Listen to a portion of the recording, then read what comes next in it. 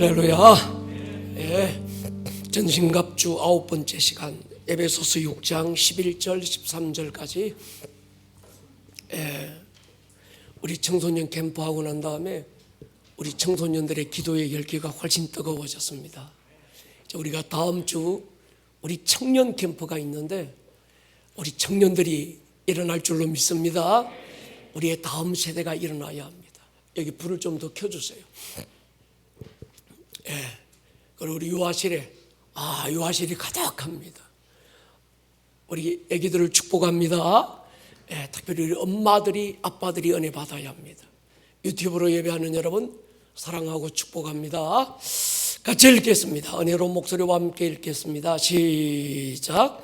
마귀의 간계를 능히 대적하기 위하여 하나님의 전신갑주를 입으라. 우리의 씨름은 혈과 육을 상대하는 것이 아니요 통치자들과 권세들과 이 어둠의 세상 주관자들과 하늘에 있는 악의 영들을 상대함이라. 그러므로 하나님의 전신갑주를 취하라. 이는 악한 날에 너희가 능히 대적하고 모든 일을 행한 후에 서기 위함이라. 아멘. 할렐루야. 여러분, 신앙생활은 한두 번 이기고 끝나면 안 됩니다. 끝까지 이기는 것입니다. 바울의 고백처럼 달려갈 길을 다 마칠 때까지 내가 선한 싸움을 싸울 수 있는 사람. 신앙생활에서 가장 위기의 순간이 어떤 때일까? 늘 그런 고민을 해요. 위기의 순간은요, 엘리야의 경우를 보면 엘리야가 갈멜산 전투에서 엄청난 승리를 경험합니다. 그리고 승리 바로 직후에 마음의 빗장을 열어놓고 영적 무장을 해제하는 순간 이세벨이라는 여자의 말 한마디에 마음이 무너져요. 제가 이 목이 안 좋으니까 방송실 모니터를 조금만 더 살려주세요. 모니터가 약하면 제가 더 고함 지르고 이러면 더 악화되고 이래서 조금만 더 됐습니다. 이세벨이라는 여자의 말 한마디에 엘리야가 무너진 그 순간은 큰 승리를 거두고 난 바로 직후였어요. 이만하면 이쯤이면 그때 무너지는 거예요.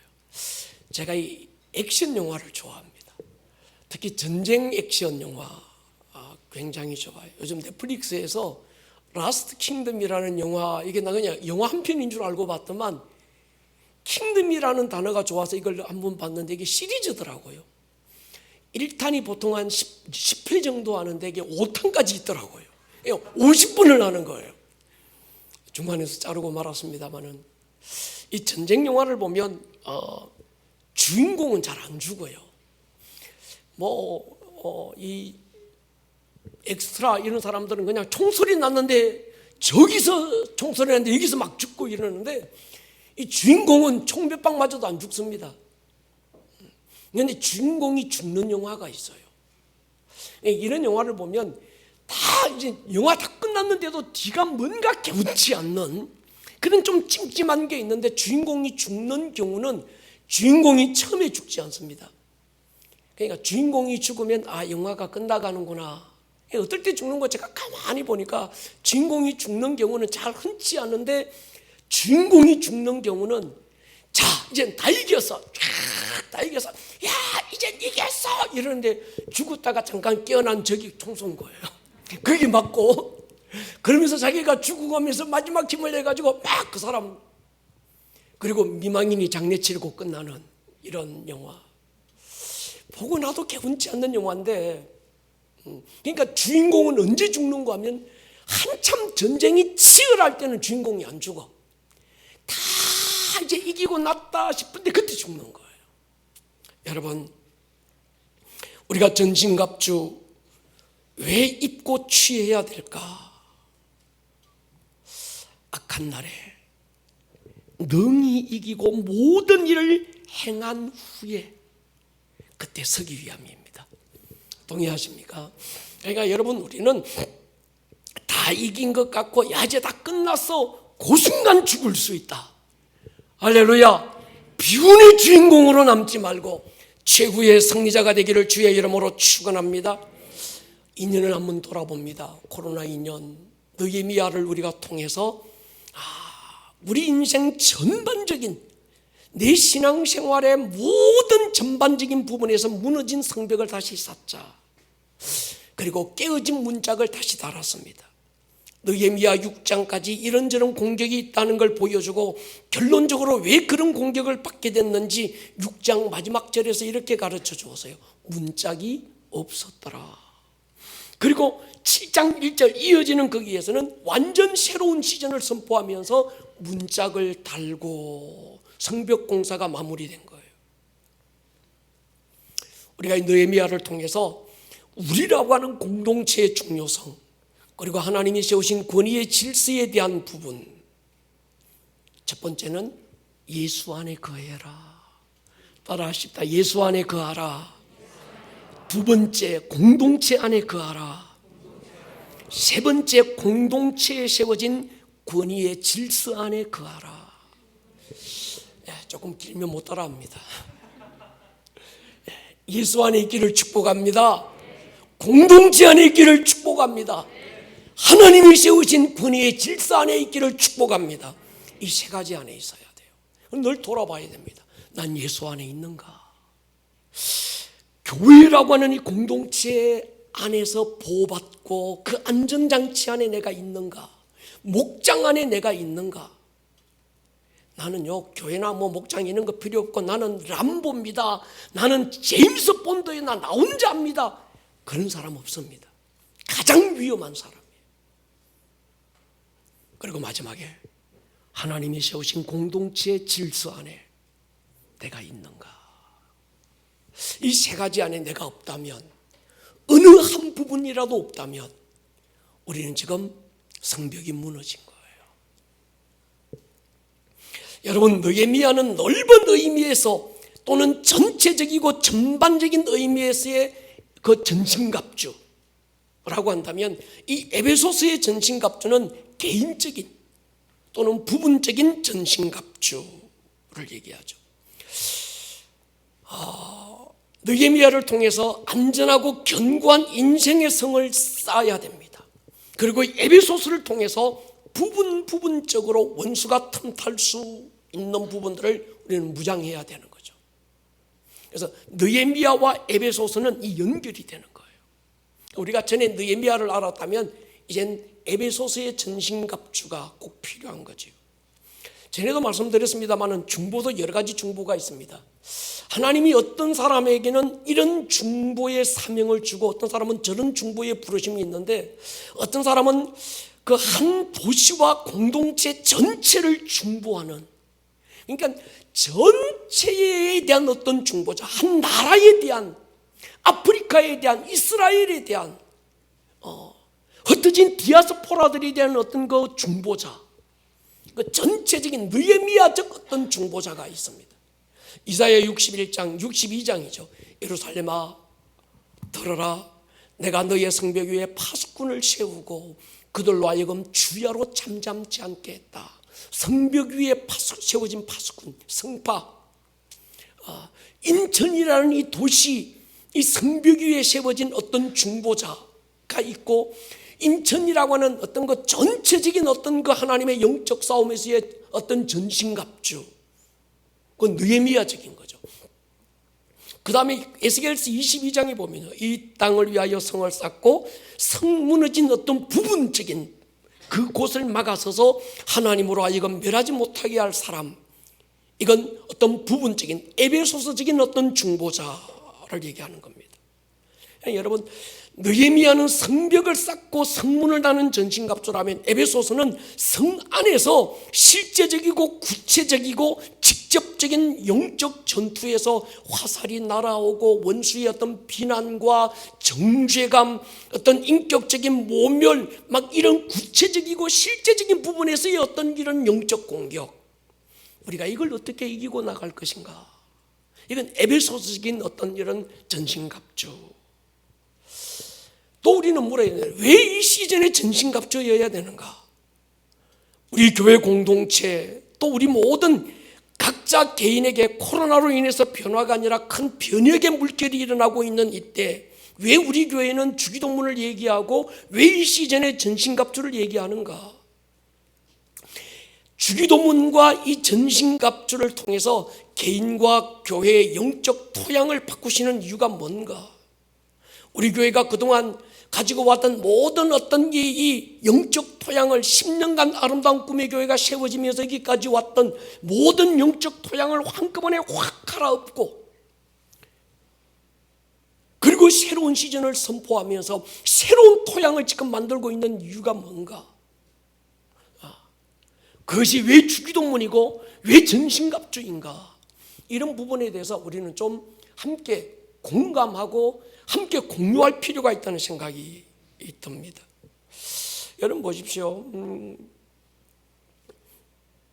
코로나가 오면서 하박국이 선포됐고, 그 다음에 더 깊음으로 가자고 우리는 팔복을 통해서 구원을 넘어 부르심으로 어떤 성전의 뜰을 지나서 거기에 머물지 말고, 구원에 머물지 말고, 씻고 태우고 회개하고 이런 데 머물지 말고 더 깊이 나아가서 성소 안에서 더 깊은 지성소까지 우리가 가자.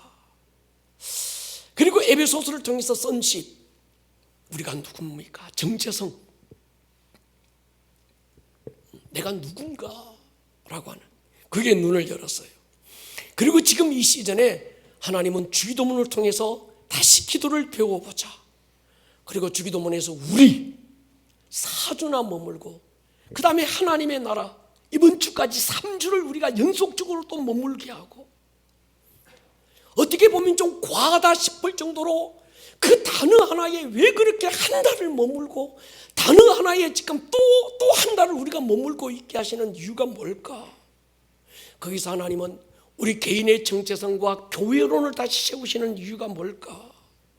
이런 부분에 대해서 우리가 좀 알고 가는 그런 시간들이 됐으면 좋겠습니다. 여러분 보십시오. 우리가 얘기할 때 성전의 개념과 교회 개념은 다르다고 그랬습니다. 성전은 제사의 개념, 예배의 개념이지만 교회는 에클레시아, 이건 군대의 개념. 그래서 우리의 정체성은 그리스도의 신부이면서 그리스도의 군사고, 그리스도의 군대이면서 또 한 사람의 예배자로 그리스도의 신부인, 우리가 이 양날개의 정체성을 우리가 가지고 있다고 말씀을 드렸습니다. 우리는 또 하나의 교회가 아니라 사도행전적 그 교회. 그래서 하나님께서 이 주기도문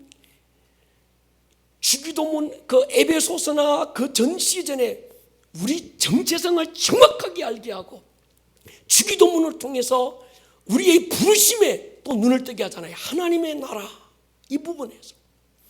그 다음에 다음 시즌이 뭡니까? 이게 바로 사도행전적 교회라서 하나님께서 사도행전에 우리로 또 하여금 집중하게 하실 때가 있을 줄로 확신합니다.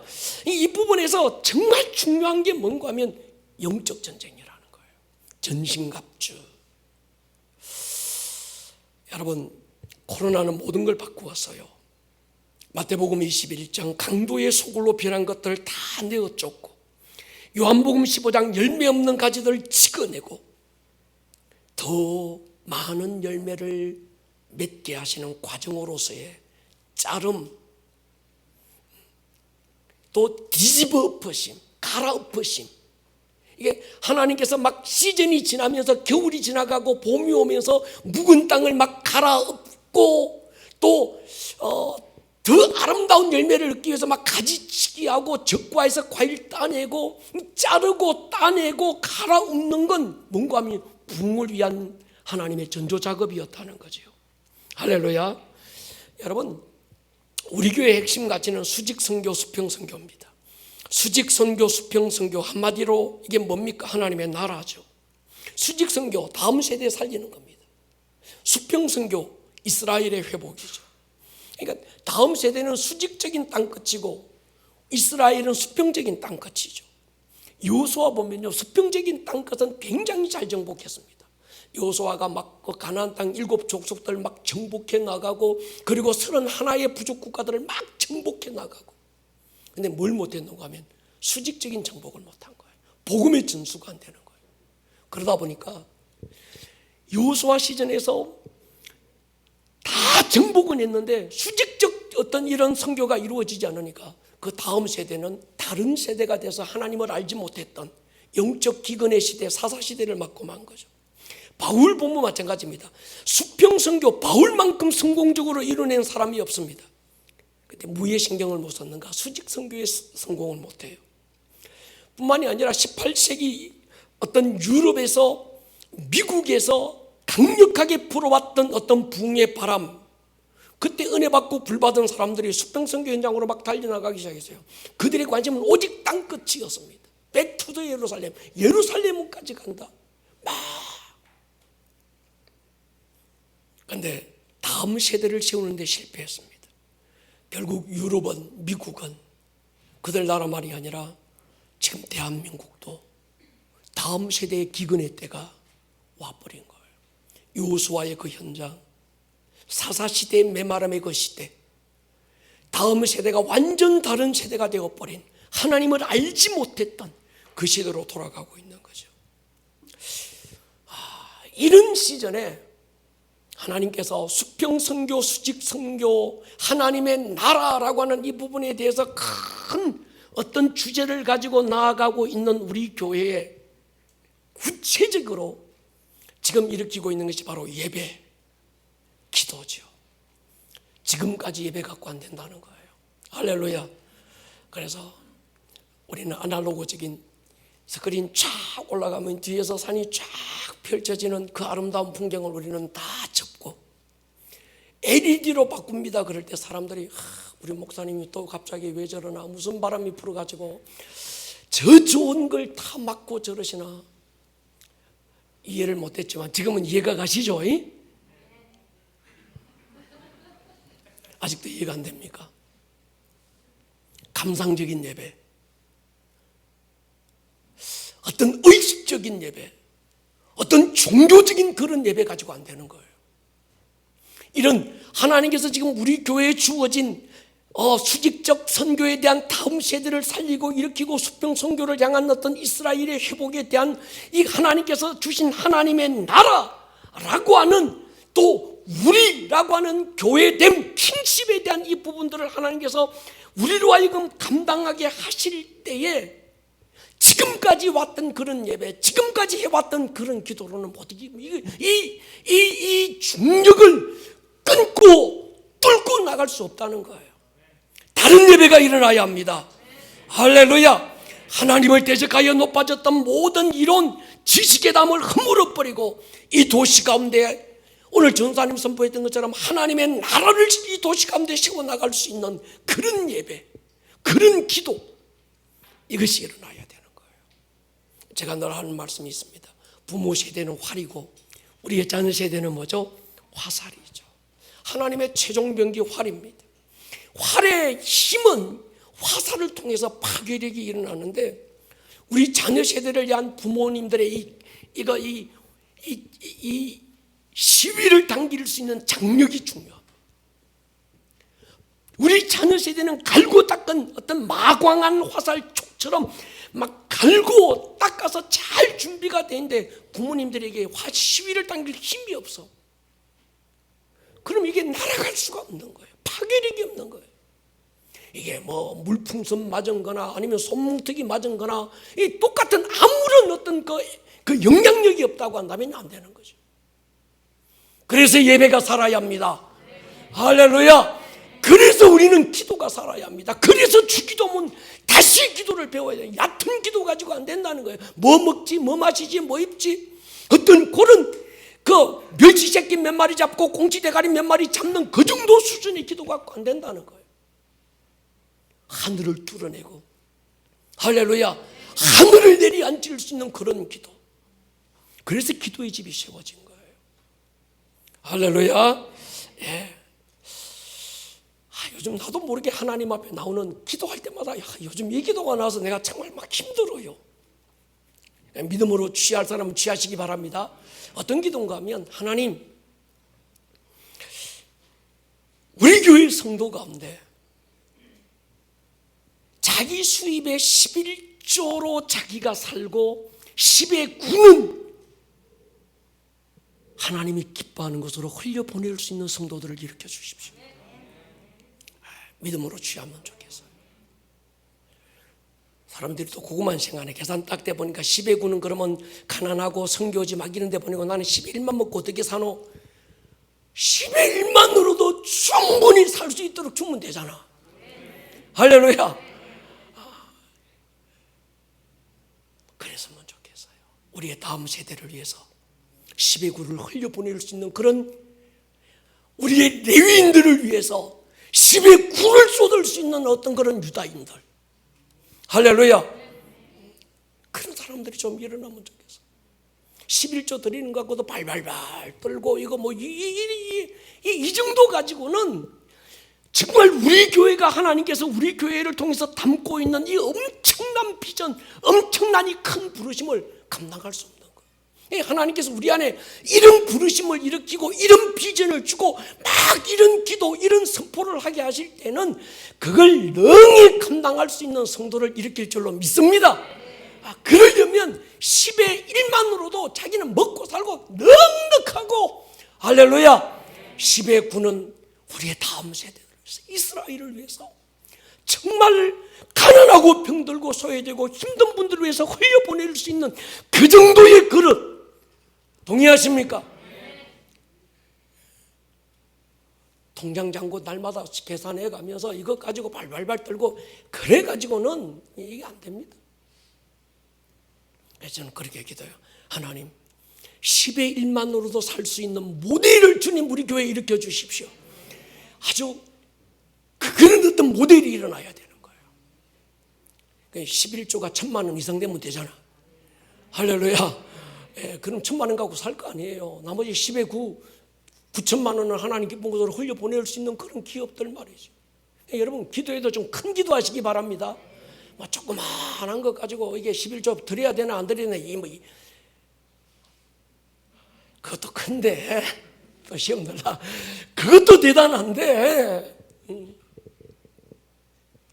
그런 믿음의 그릇들이 일어나기를 축복합니다. 여러분, 전략이 없는 비전은 의미가 없습니다. 비전이 없는 전략도 장난이죠. 이 두 가지가 함께 있어야 합니다.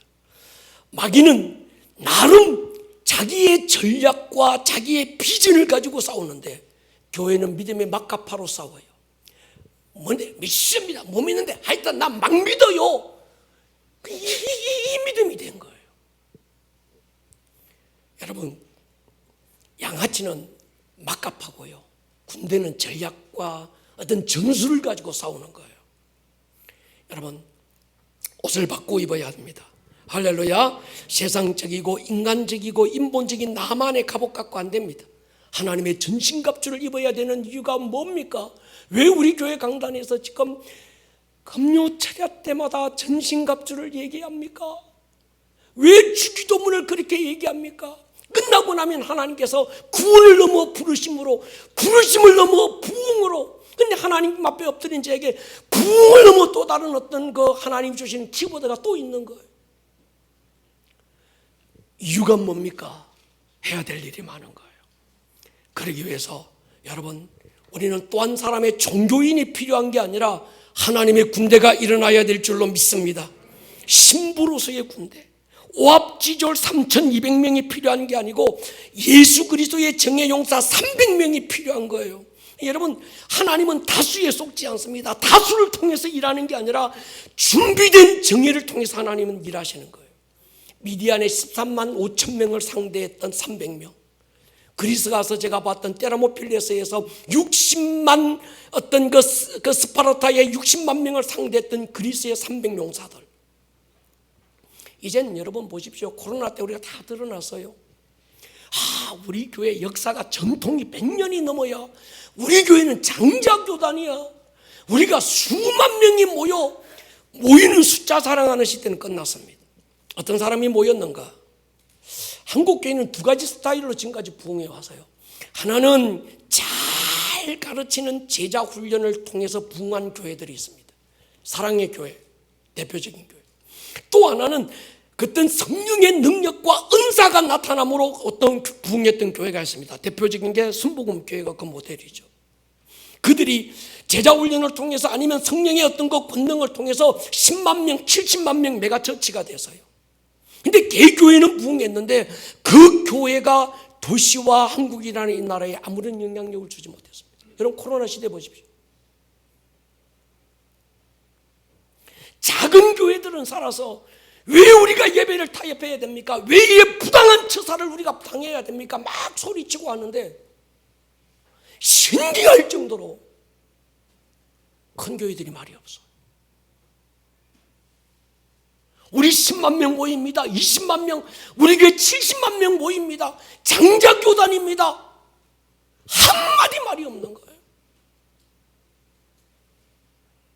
오히려 그런 교회들 때문에 욕만 얻어먹고 말이죠. 여러분, 한 개교의 부흥이 이젠 문제가 아닙니다. 한 도시에 선한 영향력을 줄 수 있는, 그 도시에 하나님의 나라를 세울 수 있는 그런 교회가 일어나야 합니다. 숫자가 아니라 본질의 문제입니다. 기도의 집이 바로 그거죠. 다윗의 장막의 회복. 하나님께서 코로나가 딱 터지면서 갑자기 우리 교회 모든 토양을 갈아엎고 본질로 돌아가라. 교회 본질이 뭡니까? 기도의 집이다. 만민이 기도하는 집이 내 집이다. 할렐루야. 그러면서 하나님께서 우리를 본질로 찾게 하신 이유가 있는 거예요. 아브라함의 집에서 길리고 훈련됐던 318명이면 소돔과 고모라라고 하는 강력한 도시를 정복하고 여자와 아이들, 아브라함의 조카 롯까지 볼모로 잡아갔던 한 나라의 군대를 아주 박살내고 사로잡혔던 조카 롯과 어떤 전리품을 끄집어올 수 있는 318명. 동의하십니까? 이런 진짜 그리스도인 300명이면 충분하다고 저는 믿습니다.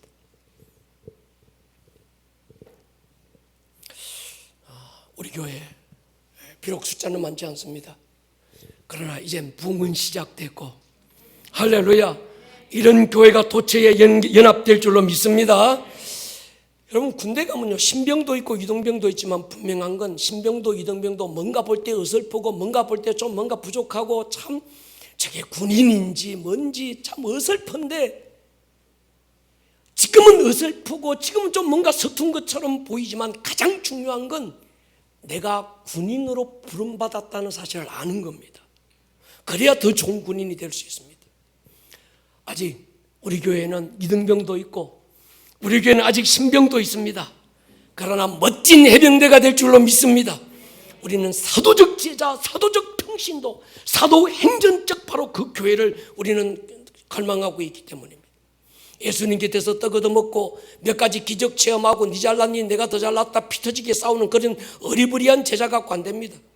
성령이 임하시면서 땅끝까지 주의 정인 되기 위해서 권능받고 달려나가는 사도행전의 바로 그 제자들, 사도행전의 바로 그 평신도, 사도행전의 바로 그 교회가 우리 교회가 되어야 될 줄로 믿습니다. 우리 교회가 처음 시작할 때부터 하나님이 주신 소명이 있어요. 사도행전적 교회, 사도행전적 평신도. 사도행전에서 바울과 실라가 찬송과 기도의 옥문이 터져나오고 착고가 풀어지고 땅을 진동시켰던 그런 예배를 우리는 갈망했습니다. 10년이 지나면서 하나님께서 그 교회는 이런 교회야, 구체적으로 그것이 하나님의 나라라고 하는 관점에서 하나님이 지금 보여주고 계시는 거예요. 사도행전 19장 에베소 교회처럼 한 도시의 영적 공기를 바꾸고 그 도시에 흘러가는 모든 영적 세계를 한순간에 바꿀 수 있는 게임 체인저들, 그들을 지금 일으키시고 계십니다. 저는 그 교회가 우리 교회인 줄로 확신합니다. 제가 해병대를 선택한 것 중에 하나가 이 한마디 구호였어요. 누구나 해병대가 될 수 있다면 나는 결코 해병대를 선택하지 않았을 것이다. 성국아, 그지? 오늘 우리 성국, 이쁜 성국이가 나왔는데 너 몇 기냐? 한 번 해병은 영원한 해병이다. 뭐 의리의 사나이. 제가 이 구호에 제가 아주 반했는데, 여러분 보십시오. 제가 우리 청년들에게 야, 가능하면 해병대를 가라 하는 이유가 있어요. 대한민국 4대 명문대학이잖아요. 서울대, 고대, 연대, 해병대.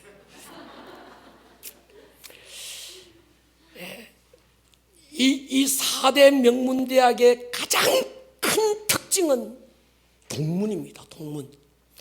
졸업하고도 이 동문의 끈끈함이 있는 거예요.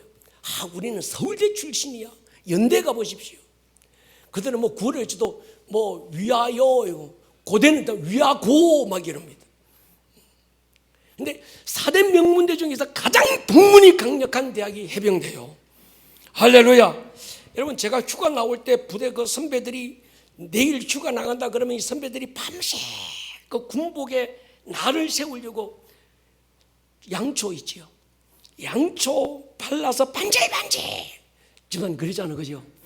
밤새 다림이 엄청 무거운 것 가지고 밤새 그게 손 베일 정도로 8강 모자 풀 먹여서 통통통 북소리 나올 정도로 밖에 나가면 기죽지 마라. 이래가지고 휴가 내 보내고요. 휴가 나가서 서울 막 저는 뭐 어떤 대구 돌아다니다 보면 누가 옆에 와서 막 나보고 와서 밥 사준다고, 술 사준다고. 근데 술 못 먹습니다. 그럼 해병대가 술을 못 먹냐고. 보니까 해병대 선배들이에요. 여러분, 제가 통신병과 받고 육군 통신학교를 갔어요. 거기 한 2,000명 정도가 뭐 육해 공무원들 다 와 있는데 해병대가 한 30명 정도 됐어요. 이 해병대가 2,000명을 다 잡는 데니까. 전입사님 맞지요? 예, 맞아. 저기서 보면 벌써 구호가 달라요. 눈빛이 반짝반짝, 얼굴이 새까맣게 살아있는. 예, 그 중에서 웃고 다니는 해병대는 저 혼자밖에 없어요. 저는 해병대 꽃이라고 늘 자부심을. 아무튼 우리는 귀신 잡는 해병대입니다. 동의하십니까? 아름다운 꿈의 교회는 이 도시 안에 있는 마귀 때려잡고 귀신 때려잡는 해병대가 되어야 될 줄로 믿습니다. 동의하십니까? 교회만 왔다리 갔다리 하는 어떤 기합 빠진 당나라 군대 갖고 안 됩니다. 숫자 자랑하고 뭐 재정 자랑하는 그런 교회 가지고 안 됩니다. 하나님의 막강 군대가 되어야 될 줄로 믿습니다. 정체성이 분명한 교회. 당신이 누굽니까? 모를 때 나는 하나님의 아들들입니다. 아들들 교회입니다. 교회, 당신이 하나님의 아들들이 뭐하는 사람들입니까? 이 땅 가운데 하나님의 나라를 세울 자로 부르심을 받았습니다. 정체성이 분명하고 부르심이 분명한 사람들. 할렐루야. 그런 교회가 필요한 거예요. 그리스도인은 구원받고 난 다음에 이 땅을 살아가야 되는 어떤 삶의 목적이 뭡니까? 그리스도인이 이 땅에서 공부 열심히 해야 되는 이유가 뭡니까? 그리스도인이 좋은 직장 들어가고 높은 연봉 받아야 되는 이유가 뭡니까? 물을 때 우리는 할 말이 있어야 합니다. 이 도시 가운데 내 삶의 모든 영역에 그리스도가 주인인 것을 선포하고, 할렐루야, 하나님의 나라를 세우는 것. 이 정체성이 분명하고 부르심이 분명한 그런 이 영적 해병대, 그게 바로 에클레시아라고 하는 거예요. 그래서 주님은 내 교회를 세우겠다 하실 때 그 에클레시아, 하나님의 왕국 바실레이아, 이 두 개는 연결되어 있는 거예요. 기도의 집이 중요한 이유가 여기 있습니다. 지난주도 말씀드렸습니다만 다윗이 왕이 되면서 아브라함에게 주신 하나님의 비전을 다윗 때 결국 이루어지잖아요. 이 세상 많고 많은 나라 가운데 가장 작고 작은 가나안 땅 하나님께서 그들에게 주시면서 이 땅은 내가 통치하고 다스리는 하나님의 왕국을 내가 세우고 싶다. 그 일을 위해서 하나님은 이스라엘 백성들을 애굽에서 이끌어내시고 끝없이 가나안으로 가라, 가나안으로 가라 얘기하는데 이 백성들은 애굽으로 돌아가자, 애굽으로 돌아가자 맨날 이러고 있는 거예요. 12명 어떤 이 사람들 그 가나안 땅에 보내봤지만 그 정당부들 돌아와서 하는 얘기가 다수가 뭐라고 그럽니까? 그들은 그 땅에 대한 하나님의 눈물, 그 땅에서 이루고 싶은 바실레이아, 그 땅에서 세우고 싶은 하나님의 킹덤은 못 보고 뭐만 봅니까? 거인들만 보는 거예요. 아, 우리는 안 돼, 우리는 도무지 안 돼, 끝났어. 하나님이 주신 그 땅을 악평하고, 하나님이 어떻게 속이 안 상하겠냐는 거예요. 60만 명이 나왔는데 정확하게는 60만 3,550명이 나오잖아요. 그중에 2명만 들어가는 거예요. 여러분, 우리는 광야 돌다가 사라지는 인생 될 수 없습니다. 할렐루야. 우리는 기었고 하나님이 부르신 부름의 땅을 밟아야 될 줄로 믿습니다. 광야에서 떡 얻어먹고 만나 얻어먹고 뭐 이런저런 불기둥 구름기둥 체험하고 놀라운 이적 체험하고 그러다가 광야에서 어떤 뺑뺑 돌다가 그 광야에서 인생 끝나는 인생, 종치는 인생 되지 말고 우리 교회는 가십시다. 하나님의 나라를 밟으십시다. 예, 다윗처럼 하나님의 언약궤를 갈망하고 그 앞에 자기의 왕관 내려놓고 주님만이 왕이십니다. 오늘 우리가 찬양했던 주님만이 왕이십니다. 그 다음에 뭐나 태준아, 그 믿음의 선포가 우리에게 있어야 되는 거예요. 예배 때마다 하나님이 이걸 얼마나 기뻐하시는지. 여러분, 이 찬양하실 때 막 마음이 안 뜨거워집니까? 안 뜨거워지는구나. 죄송합니다. 나 혼자 뜨거워져서. 저는 막 이 찬양할 때마다 주님의 나라에 대한 막 이 바실레이아 이 찬양 이 단어 에클레시아 교회라는 이 두 단어가 나올 때마다 막 가슴이 설레고 뛰고 막 야단짓을 하는 거예요. 여러분, 기도의 집, 왜 아름다운 꿈의 교회가 기도의 집을 해야 됩니까? 바로 바실레이아라는 거. 에클레시아가 뭐 하는 곳입니까? 기도하는 집이라는 거예요. 할렐루야. 기도하는 집은 왜 세워졌습니까? 바실레이아, 하나님의 나라를 세우는 거예요. 동의하십니까? 여러분 보십시오. 기도의 집의 핵심 DNA는 이 하나님의 나라입니다. 하나님의 나라. 킹덤 오브 갓, 하나님의 나라. 사람들이 자꾸 착각해요. 목사님 앞에서 그 예배하는 사람들이 그냥 잔잔하게 우리가 좀 기도 열심히 기도 잘할 수 있도록 백음악을 깔아주면 좋겠습니다. 여러분, 앞에 기도의 집에 세우신 이 예배자들은 여러분들 기도 열심히 잘하라고, 기도 분위기 맞춰주라고 기도 백뮤직 깔아주는 거 아닙니다. 할렐루야. 이 사람들은 예배하는 거예요. 이 땅 가운데 하나님의 나라가 그 예배 가운데 막 선포되게 하는 건데, 야, 앞에 있는 어떤 이 사람들이 기도 분위기 좀 잘 만들어, 그건 집에 가서 그냥 뭡니까 유튜브 좋은 음악 틀어놓고 혼자서 하면 돼요. 기도의 집에서 이게 우리가 앞에서 찬양해야 되고, 아니면 우리 아이들이 오아비 애들이 여기서 나와가지고 막 찬양하고 쟤들이 도대체 왜 저러나 싶고 그냥 막 하는 이유가 뭐 있는가 하면, 이 아이들도 여러분 잘 알아야 됩니다. 여러분들 나와가지고 기도 분위기 맞춰주는 사람이 아니고 기도 환경 맞춰주는 사람이 아니라 여러분들은 예배하는 자들입니다. 한 명이 앉아서라도 하나님을 예배하면서 무슨 주제를 가지고 예배합니까? 주여 우리 교회가 하나님의 킹덤이 되게 해주십시오. 다윗의 집이 하나님의 나라가 되고 하나님이 왕이 되었던 것처럼 그거 하는 거예요. 그냥 관중이 없어도 괜찮아. 성도들에게 아무도 없어도 괜찮아. 원띵, 오직 하나님의 아름다움만을 바라보고 갈망하는 그 한 사람의 예배자. 그 예배자의 핵심이 뭡니까? 하나님의 나라인 거예요. 내 먹을 것 마실 것 주야, 내가 이렇게 예배하면 하나님이 내 삶을 풍성하게 해주겠지, 문제 해결해 주겠지, 먹는 것 시원하게 해결해 주겠지, 형통하게 잘 되고 잘 되게 해주겠지. 그거 너무 얕은 거예요. 하나님의 나라가 이루어지기를 축복합니다. 그래서 우리 교회가 작년에 1월달 갑자기 하나님께서 인천 영적 상륙작전을 선포해라. 그래가지고 우리가 이 오봉산 자락에서 뭐 남들이야 듣든지 말든지 인천 영적 상륙작전을 선포했습니다. 할렐루야. 왜요? 우리 교회가 부르신 부르심의 상이 익은 거예요. 여러분, 이 부르심의 이유를 알고 있으면요, 코로나가 아니라 코로나 할배가 와도 흔들리지 않습니다. 산이 흔들리든지 물이 흉흉하고 뛰놀든지 그것이 막 넘쳐서 바다 가운데 산이 막 빠지더라도 우리가 흔들리지 않는 이유가 어디 있습니까? 우리가 부르심이 분명한 거예요. 바울 보십시오. 부르심이 너무 분명해. 난 로마로 가야 돼. 목적이 분명해. 그러다 보니까 유라굴로 광풍 만나고 때로는 죄수로 결박되고 뭐 죽을 고비 넘기고 온갖 풍파 다 겪고 해도 그의 인생은 항해하는 인생이에요.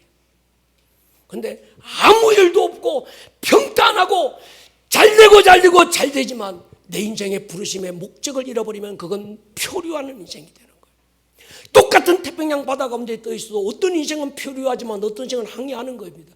그 어떤 차이가 뭐 파도와 싸우느냐, 뭐 좌초되냐. 여러분 가다 보면 바울처럼 풍랑에 좌초될 수도 있고 꺾일 수도 있고, 할렐루야, 고난을 당할 수도 있고 시련을 당할 수도 있지만 우리는 한 가지 잊어버리지 말아야 합니다. 나의 정체성, 내가 누구냐, 교회가 도대체 뭡니까? 그리고 우리의 부르심인 거죠. 이 도시가 하나님의 나라가 되게 하는 거예요. 이게 분명하면요, 동남풍이 불고 서북풍이 불어도 가시밭에 백합화 예수향기 날리는 줄로 믿습니다. 이런 의미에서 지금 전신갑주가 중요한 거예요. 동의하십니까? 전신갑주 그림 하나 띄워보십시오. 전신갑주 그림. 전에 아주 이 귀여운 전신갑주보다 이게 훨씬 더 낫죠.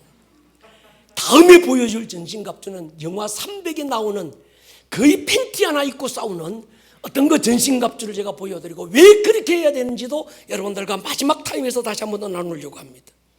여러분 보십시오. 시즌마다 입고 싸워야 될 갑옷이 달라요.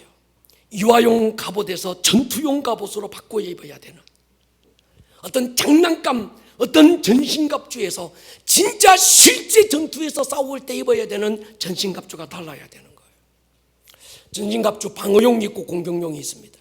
지금 바울이 감옥 안에서 보고 있는 로마 병사, 그래서 에베소 교회 성도들에게 보내는 편지에서 하나님의 전신갑주를 취하라고 말할 때 감옥 안에서 감옥 밖에 보이는 풍경 가운데서 로마의 군사, 이건 장교들이 입는 갑옷이 아니라 지금 우리가 제가 보여드렸던 이 병사들이, 로마의 그 병사들이 입고 있는 일개 병사들의 갑옷, 그걸 보면서 지금 바울이 너희들도 영적 싸움을 싸우려고 하는 그리스도의 군대들은 이런 전신갑주가 필요하다라고 얘기하고 있습니다.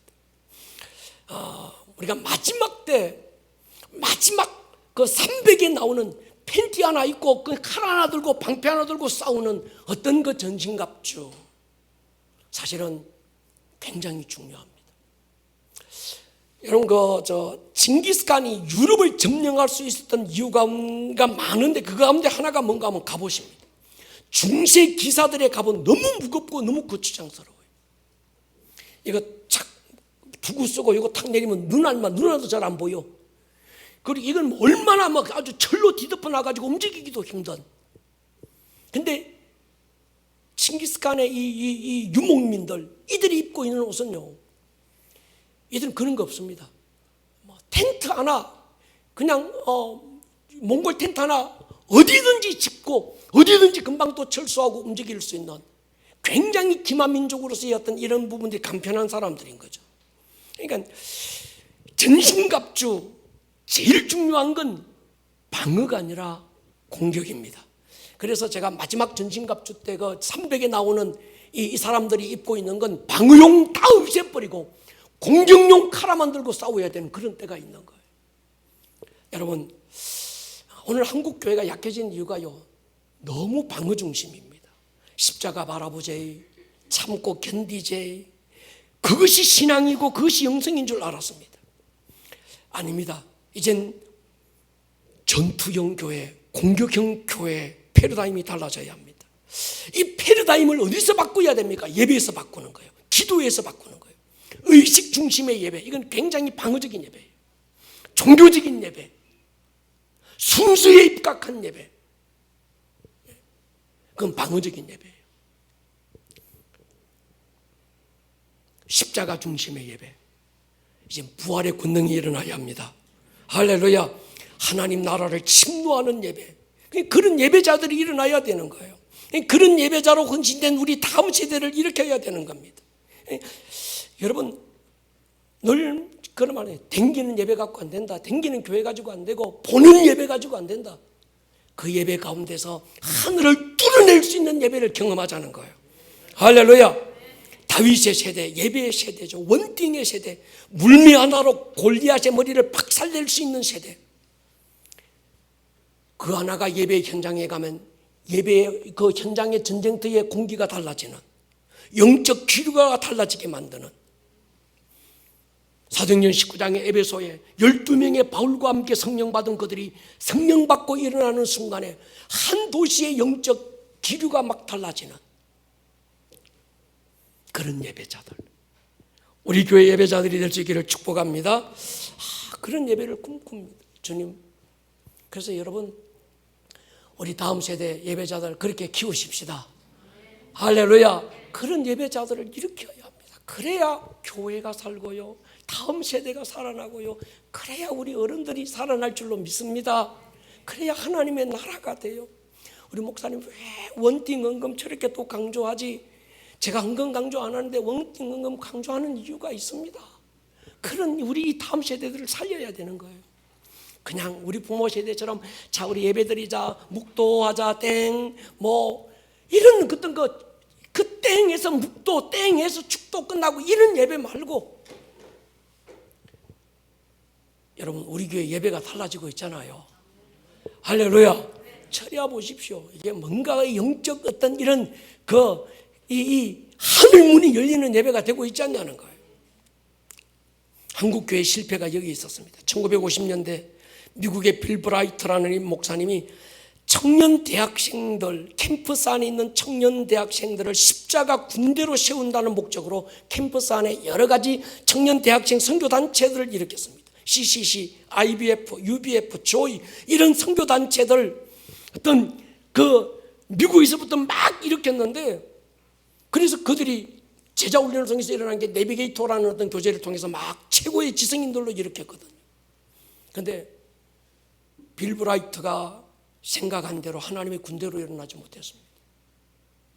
코로나 한 방에 꺾였고, 신천지 한 방에 대한민국의 CCC가 초토화됐고, IBF, UBF가 초토화되고, 어떤 이런 조이 선교단체들이 초토화됐어요. 그거 가지고 안 된다는 거예요. 제자훈련, 신앙의 지성화, 어떤 신앙의 세련됨, 이것 가지고 안 되는 거예요. 무식하게 보이더라도 해병대로 일어나야 합니다. 우리 목사님 지가 해병대 나왔다고 해병대 자랑 엄청 한다. 그럼 다른 말로 뭘로 할까요? 특전사. 우리 특전사 출신 있습니까? 아니면 공수부대. 할렐루야. 이런 게 필요한 거예요. 그래서 우리 교회 예배는 뭐 순서 별로 안 중요해. 하나님의 임재가 중요합니다. 동의하십니까?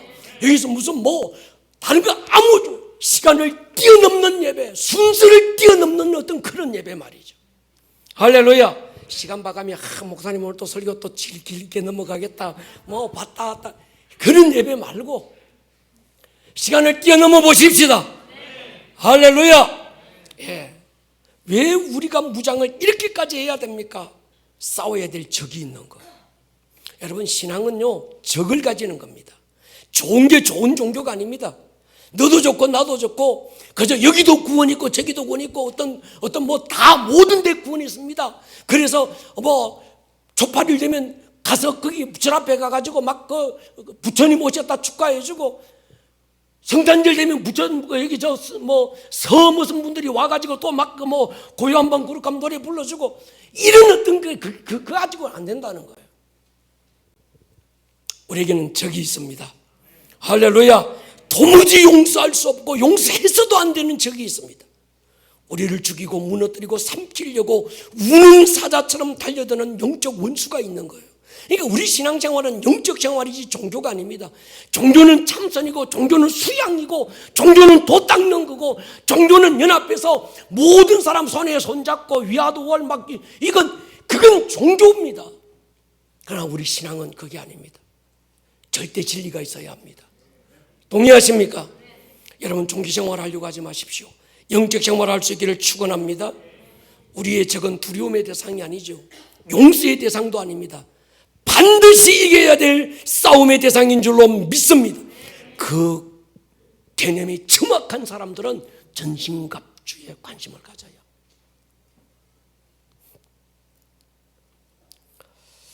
바울의 전신갑주를 입어라, 취하라. 이유는 승리해야 되는 거예요. 저는 그렇게 얘기합니다. 공부를 시작했으면 1등 해라. 사업을 시작했으면 돈 벌어라. 싸움을 시작했으면 반드시 뭐 해라? 이겨라.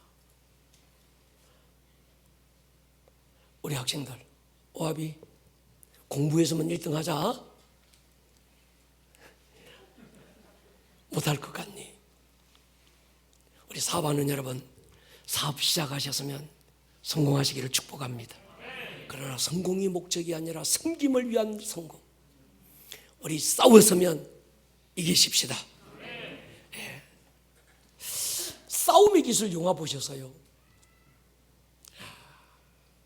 형사 아들 병태가 매일 얻어다니고 여기 얻어터지고 저기 학교에서 얻어다니다가 도서관에서 그냥 노숙이 나는 어떤 그 판수라는 스승을 만나잖아요. 그러면서 이 판수라는 이 스승이 싸움의 기술을 가르쳐 줍니다. 그때 이 판수라는 이 싸움의 스승이 가르쳐 준 기술 가운데 하나가 있어요. 과거에 얻어터진 경험에 대한 두려움을 없애라, 지워버려라. 두 번째가 굉장히 중요합니다. 따라하십니다. 선빵을 날려라. 그 영화에서 이 스승이 이 병태가 그 형사들입니다. 형사들이라는 이유로 매일 그 조폭들이나 얘들한테 얻어터지는 거예요. 아주 막 고문을 당하는 거죠. 그러면서 싸움의 반은 선빵에 있다. 여러분, 교회는 선빵을 날리는 곳입니다.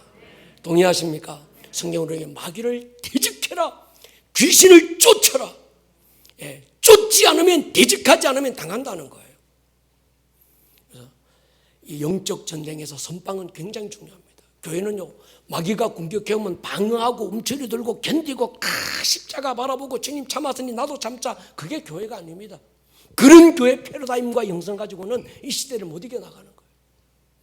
우리는 믿음으로 선전포고하십시다. 영적 전쟁 선포하고 예수 그리스도 그 크신 주의 이름 가지고 선빵을 날려서 한 방에 대가리 발달내고, 동의하십니까? 예, 하나님의 승리를 드러내는 거죠. 옛날 그 전투에서 여러분 이 파성추라고 하는 무기가 있어요. 한번 보여주십시오. 연필심처럼 끝이 뾰족한 이미지가 굉장히, 성문이 닫혀 있으면 옆에서 군사들이 막 밀고 가서 성문을 팍 박살내는 그게 파성추라는 무기죠. 영적 파성추가 있어야 합니다. 따라하십시다. 예수의 이름. 우리의 영적 파성추, 마귀의 대문을 박살낼 수 있는 영적 파성추, 예수의 이름이 있습니다. 하나님 우리에게 예수의 이름을 주셔서요, 우리 예수님이 땅에 그 이름 가지고 오셨다가 하늘로 가시면서 요한복음 17장 11절에 예수의 이름을 우리에게 주셨고, 베드로는 사도행전 3장에서 은과 금은 내게 없지만 내게 있는 게 있다. 영적 파성추가 있다. 예수의 이름이다. 그 이름이 어떤 이름입니까? 빌립보 2장 9절로 11절에 하나님이 모든 이름 위에 뛰어난 이름을 주사 하늘과 땅과 땅 아래 있는 모든 자들로 무릎 꿇게 했던 그 이름, 모든 입으로 예수를 주라 시인하여 그 앞에 복종하고 엎드려서 영광 돌리게 했던 그 이름, 저와 여러분들이 가지고 있습니다. 누가복음 10장 보십시오. 주여, 주의 이름이면 귀신들도 우리에게 항복하자. 주의 이름이면, 예수께서 말씀합니다. 사단이 하늘로부터 번개같이 떨어지는 것을 내가 보았다. 내가 너에게 뱀과 전갈을 밟고 원수의 모든 능력을 제할 권능을 주었으니, 뱀과 전갈의 대가리를 밟고 원수의 모든 능력을 한순간에 제압해버릴 수 있는 파송추가 뭡니까? 예수의 이름입니다. 동의하십니까? 요한복음 17장 11절 보십시오. 그러고 하신 아버지여, 나는 아버지께로 가옵나니 내게 주신 아버지의 이름을 저들에게 주셔서 저들도 보존하여 지켜주시고 저들도 하나가 되게 해주십시오. 베드로의 고백, 예수의 이름이 내게 있다. 마가복음 16장 보십시오.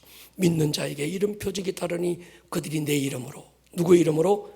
예수의 이름으로 귀신을 쫓고 방언 말하고 뱀 짚고 독을 마시 해를 받지 않고 병든 사람 온정 나으리라.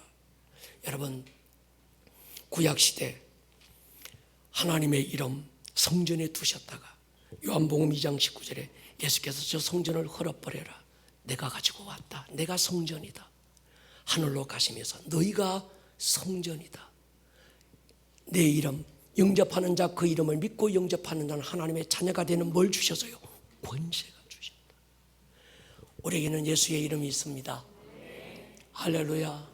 있다면 있고 없다면 없는 게 아니라 진짜 있어요. 그 이름이 어떤 이름인지, 모든 대적의 성문을 박살내버릴 수 있는 영적 파송추 같은 어떤 강력한 어떤 힘을 가진 그 이름이 여러분 안에 있습니다. 이 이름 가지고 지구멍 털어맞고, 이 이름 가지고 개나 잡고 그러지 말고, 이 이름 가지고 멸치새끼 몇 마리 잡고 그러지 말고, 우리는 하나님의 나라를 세우십시다. 그 하나님의 나라를 방해하는 모든 어둠의 세력은 결박하고 아주 그 성문을 박살내버리고, 할렐루야, 그 이름에 승리의 깃발을 꽂는 사람, 그리고 하나님의 나라를 선포할 수 있는 그런 교회 말이죠. 그래서 우리는 전신갑주가 필요합니다. 동의하십니까? 머리를 한번 숙여 보십시다.